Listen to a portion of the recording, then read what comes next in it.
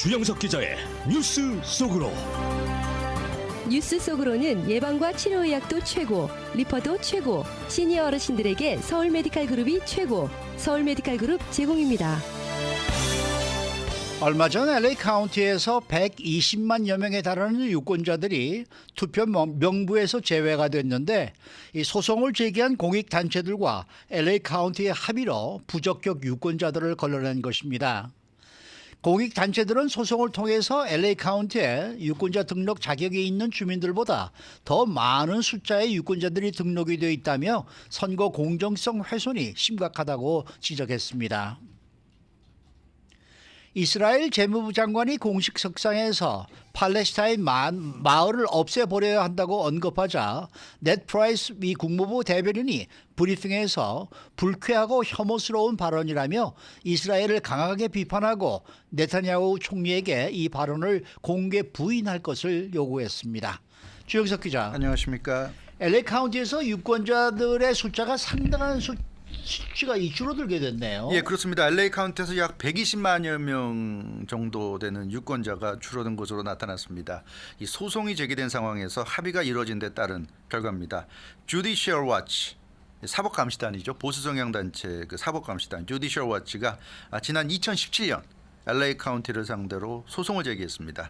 LA 카운티 등록 유권자 4명을 대리해서 소송전을 치른 건데 유권자의 문제가 많다. 등록 유권자의 좀 뭔가 좀 문제가 많다. 이제 이런 내용의 그 소송이었는데요. 선거 공정성 프로젝트 캘리포니아, Election Integrity Project 캘리포니아, 또 다른 공익단체죠. 이 공익단체까지 소송에 참여해서 굉장히 좀 크게 진행이 됐는데, 이게 그러니까 2023년에 와서 결국 5년여 만에 결과가 나오게 된 겁니다.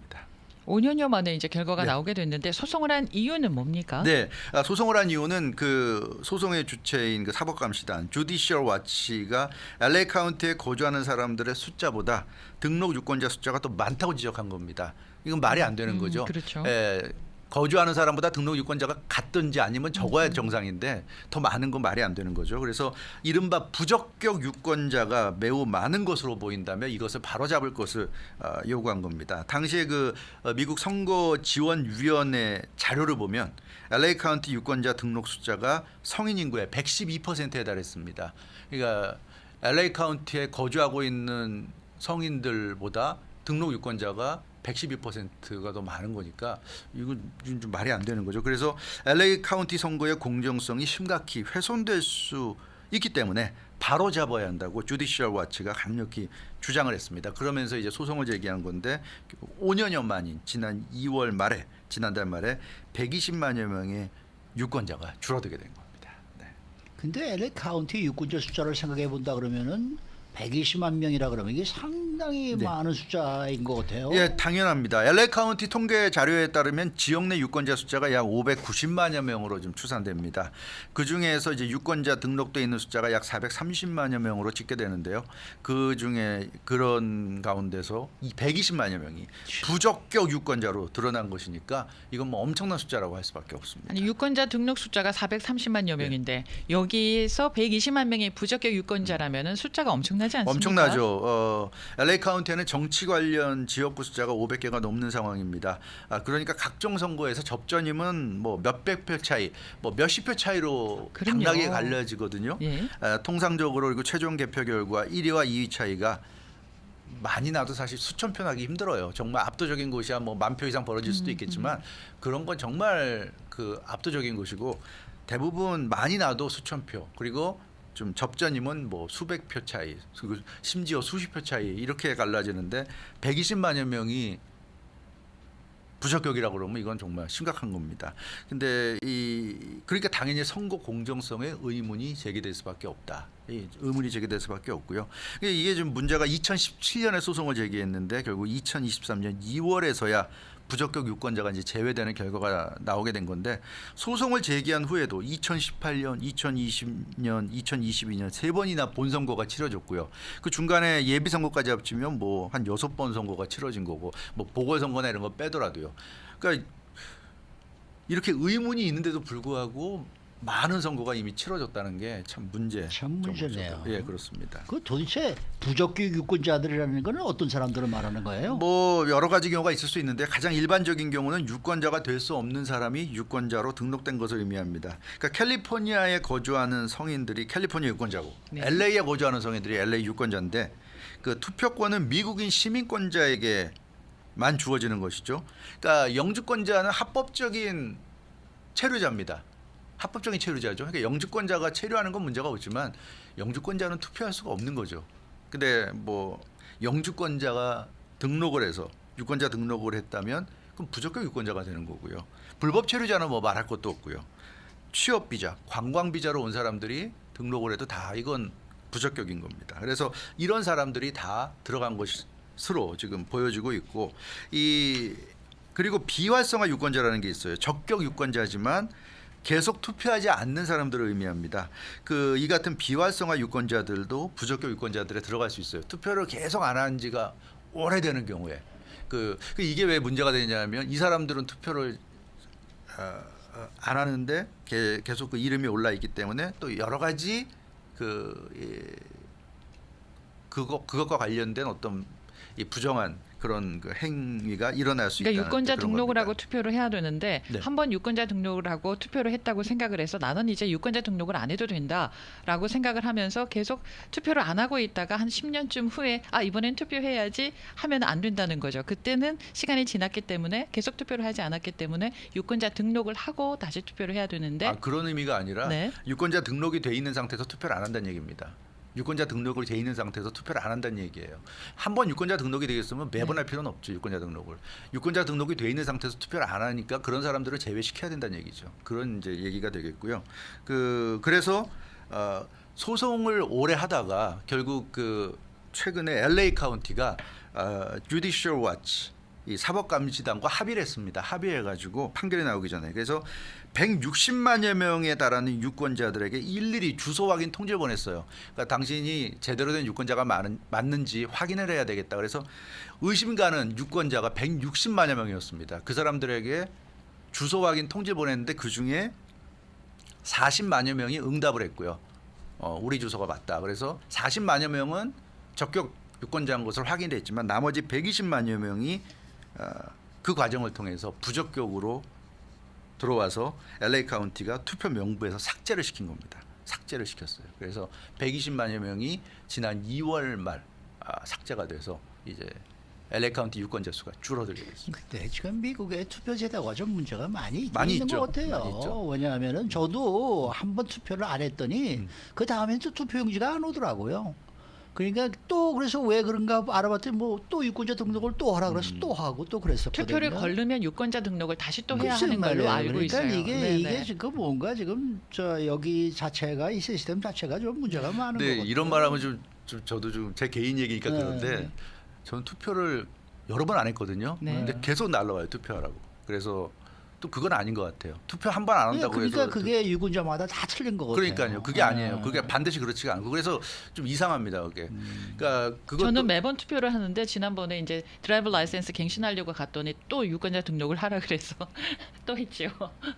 그치 네. 그런 거는 뭐 계속 예. 하라고 그러니까 하는 그동안에 거니까. 사실 네. 공화당 쪽에서 지금 부적격 유권자가 많다고 여러 번 주장을 했었는데 네. 이게 어느 정도 좀 맞아 들어가는 얘기가 네. 아닌가 이런 생각이 들기도 그러니까 하네요. 맞아요. 근데 이게 그- 지금 LA에서만 문제가 되는 게 문제가 아니죠. 되는 게 아니죠. 이게 그 주디셜 와치는 전국 단체잖아요. 네. 주디셜 와치는 그동안 LA뿐만 아니라 미국 여러 도시를 대상으로 소송을 제기했어요. 뉴욕시 같은 경우도 최근에 이 주디셜 와치와 합의에 도달해서 유권자 명부에서 44만 1,083명을 부적격 유권자로 제외시켰습니다. 그러니까 뉴욕시도 최근에 제외시켰고 노스캐롤라이나도 유사한 소송으로 43만여 명 이상의 부적격 등록자가 목록에서 제거됐고요. 그러니까 이게 전국적인 현상이에요. 글쎄, 그럴 제대로 것 지금 같아요. 뭐 관리가 안 되는 것 같습니다. 켄터키도 소송에 대응해서 동일한 조치를 취하기로 동의했고 켄터키는 근데 동의했는데 액션에 아직 들어가지 않아서 몇만 명이 제거될지 모르지만 일단 켄터키도 제거는 될 겁니다. 그리고 공익법률재단 퍼블릭 인터레스트 리걸 파운데이션이 또 잠재적 선거 사기를 방지하기 위해서 나섰는데 미시간주, 펜실베니아주를 포함한 이 소위 스윙 스테이트 경합주에서 유권자 명부를 정리하도록 강제하는 소송을 제기한 상태입니다. 그래서 이게 지금 문제가 많은 게 공화당 쪽은 그런 주장이잖아요. 민주당이 왜 저렇게 불법 체류자들을 옹호하고 왜 저렇게 이민자들을 옹호하냐. 결국 투표권 없는 사람들을 대거 미국에 입국시켜서 저 사람들을 투표까지 참여하게 하는 건 아니냐는 겁니다. 이제 그런 의혹을 제기하는 거예요. 미국이라는 나라가 땅덩이도 넓고 인구수가 많기 때문에 그거 일일이 다 잡아낼 수 있느냐. 못 잡아낸다는 얘기예요. 그래서 공화당 주장은 그런 거고 민주당은 말이 안 된다고 이건 우리는 인권 차원에서 얘기하는 거지 그게 무슨 우리가 선거 부정을 하려고 하는 게 아니다. 민주당은 당연히 부정하지만 공화당은 의심을 하고 있어요. 그런데 실제로 이런 결과가 지금 나오니까 과연 그런 의심이 비합리적인 거냐 합리적인 거냐 그런 부분 우리가 살펴볼 필요가 있고 또 한 가지는 지금 미국에서 그 부재자 투표, 그러니까 우편 투표가 굉장히 활성화되고 있잖아요. 예전에는 투표라는 건 선거 그 소에 가가지고 투표소에 가가지고 투표하는 건데 요즘은 집에서 우편으로 한단 말이에요. 근데 우편 투표는 굉장히 부정의 소지가 많습니다. 나한테 온 건데 내가 안 하고 난 귀찮아서 안 하고 그런데 내 가족이 내 이름 갖고 그냥 투표해서 보낼 수도 있는 거잖아요. 그거 당연히 그렇죠. 확인이 안 되잖아요. 그럼 뭐 공화당 아버지와 민주당 아들이 있는데 민주당 아들이 공화당 아버지 이름으로 그냥 민주당 후보를 찍어서 보내도 사실 누구도 그건 아마 고를 수가 없을 거예요. 그렇기 때문에 공화당 쪽은 이제 부재자 투표, 우편 투표를 이렇게 지나치게 활성화하는 건 문제가 많다. 투표라는 건 투표소에 와서 관리가 되는 상황에서 하는 게 원칙이고 예외적으로 인정해야 되는데 지금 민주당은 오히려 우편 투표를 원칙적인 투표인 것처럼 계속 확산시키고 있잖아요. 그래서 이것도 지금 문제라는 지적인데 이것도 뭐 근데 민주당 입장도 이해는 가죠. 투표라는 건 한 사람이라도 더 많은 유권자들이 참가할 때 의미가 있는데 유권자들이 투표할 수 있도록 해주는 게 맞는 거지 투표를 하기 어렵게 만드는 건 아니지 않느냐 이제 이런 주장으로 맞서고 있는데 어찌됐건 이 문제는 공화당이나 민주당이나 당리당략으로 할 건 아닌 것 같아요. 이건 좀 양쪽이 머리를 맞대고 논의를 해야 될 필요가 다른 사람이 있습니다. 대신 투표하는 것 때문에 그런지 지난번 투표 했을 때 LA 카운티 LA에서 사인이 안 맞다고 다시 또 레터가 편지가 와가지고 그거를 들고서 투표 장소에 가서 하고 뭐 이런 일들이 되게 많았는데 굉장히 많았는데 사인이 안 맞다고 편지 받으신 분들이 굉장히 많죠. 많더라고요. 그 여기 한 분 또 댓글을 뭐라고 올리셨는가 하면은 저희 집의 경우에는 자녀들이 타주로 가서 그곳에서 등록하고 투표를 거기서 하는데 이 지금 여기도 현재 온다는 집으로 거죠. 계속해서 네, 투표용지가 온다 네, 이겁니다. 네. 자기는 찢어버리고 있지만은 사실 그럼 이런 경우도 누군가가 그래, 투표해서 누가 투표 보내면 거예요. 되는 거죠 사실은. 그러면 사인이 뭐. 중요합니다. 사인이 중요합니다. 근데 사인도 뭐 비슷하게 네. 대충 흉내내서 네. 하면 그것도 아마 넘어갈 내 가능성이 사인도 높을 자꾸 것 같고. 모양이 네. 바뀌거든요.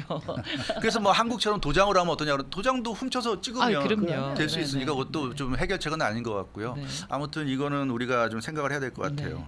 누구한테 유리하냐 불리하냐를 떠나서 선거는 1인 1표 제대로 좀 참 지켜줘야 돼. 이런 거는 정말 대한민국이 철저한데. 정말 그렇죠.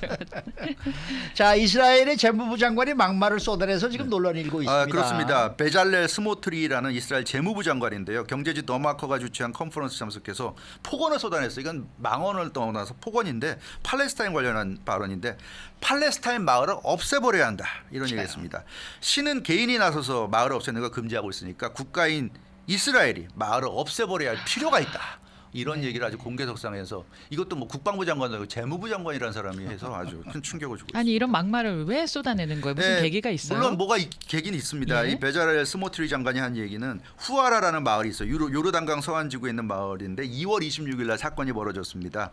유대인 정착촌 주민들이 팔레스타인 주민 거주지에 총격을 가한 사건입니다. 그러니까 이스라엘인 형제가 누군가 괴한의 총격에 살해됐는데 이스라엘은 일단 이스라엘 사람이 누군가에 살해되고 뭐 총격당하고 이러면 무조건 팔레스타인 소행이라고 거의 단정을 하죠. 그러다 보니까 무조건 보복합니다. 그래서 이스라엘인 형제가 괴한에 총격당하니까 이건 팔레스타인 소행이겠지. 그래서 팔레스타인 주민 거주지에 총격을 가한 사건이에요. 유대인 주민들이. 그래서 총격하고 주택과 차량에 불질러서 한 명이 사망하고 350여 명이 부상당하는 이런 일이 벌어졌는데 이 베잘레 스모트리 장관은 그러니까 이 마을을 습격한 건 유대인들인데 물론 유대인들 입장에서는 이스라엘인 형제가 총격당했다는 걸 이제 명분을 삼아서 마을을 쑥대밭으로 만들어놨는데 그걸 또 모자라서 아예 마을을 통째로 없애야 된다 이렇게 재무장관이 얘기를 한 겁니다. 아니 근데 미국은 항상 이스라엘 편을 들어오지 않았습니까? 그렇죠. 그런데 이번에는 미국마저도 이스라엘을 강하게 비판하더라고요. 그렇죠. 예, 네드 프라이스 미국 국무부 대변인이 브리핑에서 베잘렐 스모트리 이스라엘 장관 발언을 거론했습니다. 대단히 불쾌하고 혐오스럽고 무책임한 발언이다. 이렇게 아주 강도 높게 비난했습니다. 미국은 팔레스타인의 폭력 선동을 비난해 오고 있고 그건 앞으로도 계속 그러겠지만 마찬가지로 이스라엘도 폭력을 선동하는 도발적인 발언을 해서는 안 된다. 우리는 그런 이스라엘의 발언을 규탄한다고 모처럼 국무부가 대변인이 아주 공식적으로 이스라엘의 발언을 아주 혐오스럽다고 비판을 했습니다. 요즘 이스라엘과 팔레스타인 간의 충돌이 더 심해지고 있는 것 같아요. 그렇죠. 그래서 이렇게 지금 미국이 중간에서 중심을 잡아줄 필요가 있는데요. 지난 2월 27일 예리코 인근 고속도로에서 이스라엘계 미국인 남성이 총격 사망했는데 말씀드린 대로 이스라엘이 사람이 죽으면 무조건 이스라엘은 보복합니다. 팔레스타인 소행이라고 단정하고 그래서 같은 날 팔레스타인 사람 1명을 살해하고 6명을 체포했는데 이 사건이 일어나면 곧바로 보복 살해하기 때문에 도대체 그 보복 살해 당한 사람들이 팔레스타인 사람들이 정말 관련이 있는 사람들인지 아닌지 우리가 확인할 길도 없어요. 잘못을 했으면 체포해서 재판을 받고 과정을 거쳐야 되는데 미국은 바로 그냥 보복 살해하는 이런 상황이다 보니까 이제 문제가 되고 있는데 이 네드 프라이스 국무부 대변인은 네타냐후 총리가 이제 응답해야 한다.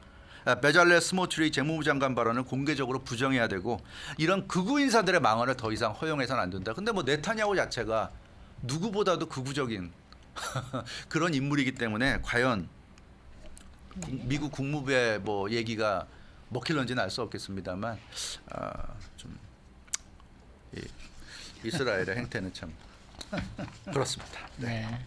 주영석 기자였습니다. 뉴스 속으로는 예방과 치료의학도 최고, 리퍼도 최고, 서울 메디칼 그룹 제공이었습니다.